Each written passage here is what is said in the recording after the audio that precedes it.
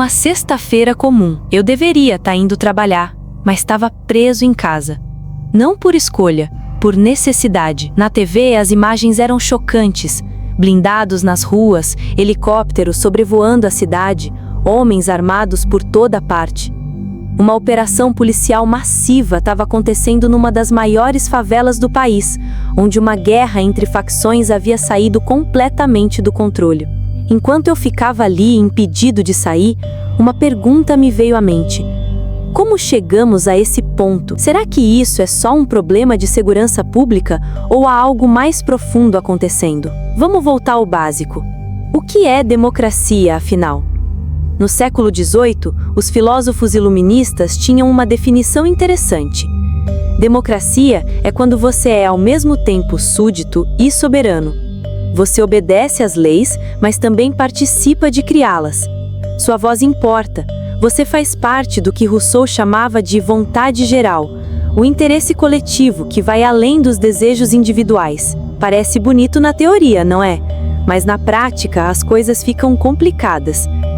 Rousseau já alertava que a democracia só funciona quando conseguimos equilibrar nossos desejos pessoais com o bem comum. Quando esse equilíbrio se quebra, quando cada grupo só pensa em si mesmo, a democracia vira apenas um jogo de poder, e quem tem mais força ganha. Michel Foucault teve uma frase genial sobre isso.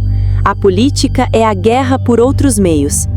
Na democracia, nossos conflitos deveriam ser resolvidos através de instituições, parlamentos, eleições, tribunais. Mas e quando essas instituições falham? Maquiavel dizia que só quem está no vale vê com clareza os contornos da montanha. O pintor precisa descer do cume ao vale para compreender o relevo das coisas. Por essa razão, para entender o príncipe, era preciso ser povo. Nas palavras do filósofo, assim como os que desenham paisagens se colocam nos vales para apreciar a natureza das montanhas, em lugares elevados e nas cumeadas dos montes parados vales, da mesma forma, para bem conhecermos a índole dos povos, é mister sermos príncipes, e para conhecermos bem a dos príncipes, precisamos ser do povo. Por outro lado, do alto do poder, ou das bolhas de privilégio, a realidade costuma parecer mais plana, mais simples. Mas quem vive no chão áspero da desigualdade enxerga nuances que o olhar altivo não capta. Maquiavel entendia que o verdadeiro conhecimento da política exige olhar com os olhos do povo. Quem está no topo fala de mérito. Quem está no vale entende a engrenagem. Por isso, ouvir quem vive à margem, mesmo que nos assuste, às vezes revela verdades que os salões não ousam pronunciar. Afinal, para pintar um retrato fiel da sociedade, é preciso sair da torre e pisar no barro. Essa é a explicação para o fato de uma ironia perturbadora. Algumas das análises mais lúcidas sobre nossos problemas sociais vêm de onde menos esperamos. Líderes do crime organizado, em entrevistas ao longo dos anos, frequentemente fazem diagnósticos certeiros sobre educação e oportunidades. Um desses relatos dizia algo assim: não adianta só botar polícia, tem que ter escola, esporte, oportunidade. Se o filho do pobre tivesse as mesmas chances na educação que o filho do rico, ele não ia para o crime. Pense na ironia. Quem está à margem da lei entende melhor do que muitos políticos que educação de qualidade é segurança pública.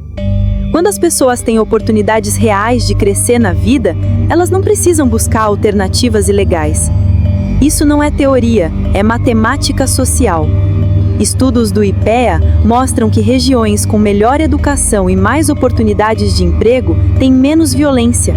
É simples assim. Oportunidade reduz crime. Aqui está o ponto crucial. Não existe vácuo de poder. Quando o Estado se ausenta, seja por falta de recursos, vontade política ou capacidade, outros poderes ocupam esse espaço. Já ouviram falar de programas que tiraram pessoas do tráfico através de oportunidades de trabalho? A eficácia é impressionante. Oferece-se emprego formal, com carteira assinada e perspectiva de futuro, e as pessoas saem do crime e não voltam. Por quê? Porque viram que tinham trabalho e futuro na economia legal. Isso nos leva a uma reflexão incômoda. Se é tão simples assim, por que não fazemos mais? Por que continuamos apostando só na repressão? A Constituição me garante o direito de ir e vir, mas na prática, estou aqui em casa, com medo de sair por causa da violência. Que tipo de liberdade é essa?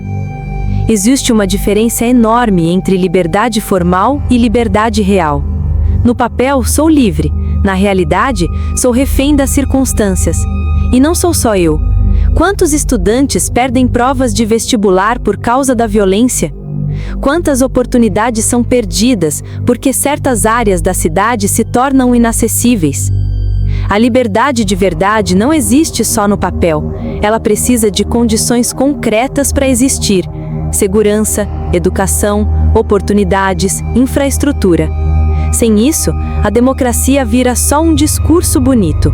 Aqui está uma verdade desconfortável. Nossa tranquilidade depende do bem-estar coletivo. Não adianta eu ter uma vida boa se meu vizinho não tem oportunidades. Rousseau estava certo. Somos parte de um todo. A ideia de que cada um cuida só de si mesmo é uma ilusão perigosa. Margaret Thatcher disse uma vez que não existe sociedade, só indivíduos. A realidade brasileira mostra o contrário. Quando a sociedade se desintegra, todos pagamos o preço. A tributação, por exemplo, não é só uma questão econômica, é um pacto social. Eu pago impostos porque devo minha educação, minha segurança, minha infraestrutura a investimentos feitos por gerações anteriores, e tenho responsabilidade com as gerações futuras. Quando esse pacto se quebra, quando cada grupo só pensa em si, a sociedade entra em colapso. Aqui está o que aprendemos. Existem dois caminhos possíveis. Círculo vicioso. Estado fraco, menos investimento social, mais desigualdade, mais violência, mais medo, menos confiança nas instituições. Círculo virtuoso. Estado capaz, investimento em educação e oportunidades, menos desigualdade, menos violência, mais confiança. A pergunta é: em qual círculo estamos? Quando governos se preocupam mais em sobreviver politicamente do que em resolver problemas de longo prazo, entramos no primeiro círculo. Quando políticas de austeridade cortam investimentos em educação e infraestrutura social, aceleram o processo. Foucault disse que a política é a guerra por outros meios. Eu diria o contrário. Quando a política falha, a guerra volta pelos meios tradicionais. Meu confinamento domiciliar é sintoma de que nossa democracia não está conseguindo canalizar os conflitos sociais através das instituições. Quando isso acontece, os conflitos explodem de outras formas, literalmente. A violência urbana não é só um problema policial, é político. É sobre como organizamos nossa sociedade, como distribuímos oportunidades, como construímos pontes entre diferentes grupos sociais. O que isso significa para nós? Enquanto eu estava em casa naquela sexta-feira, refletindo sobre tudo isso, cheguei a uma conclusão perturbadora. Nossa democracia está funcionando no modo mínimo. As instituições formais existem, mas sua capacidade de influenciar a vida real está se deteriorando. Precisamos de uma democracia que funcione de verdade, não só no papel, mas na prática. Precisamos de uma democracia que funcione de verdade, não só no papel, mas na vida real. Isso significa um Estado forte e presente, que ofereça serviços públicos de qualidade, uma educação que funcione como verdadeiro elevador social, oportunidades econômicas mais justas e acessíveis, segurança baseada na inclusão, não apenas na repressão. Líderes que pensem além da próxima eleição e planejem o futuro. A pergunta é simples e urgente. Que tipo de sociedade queremos ser? Uma onde alguns vivem com medo e outros morrem de abandono?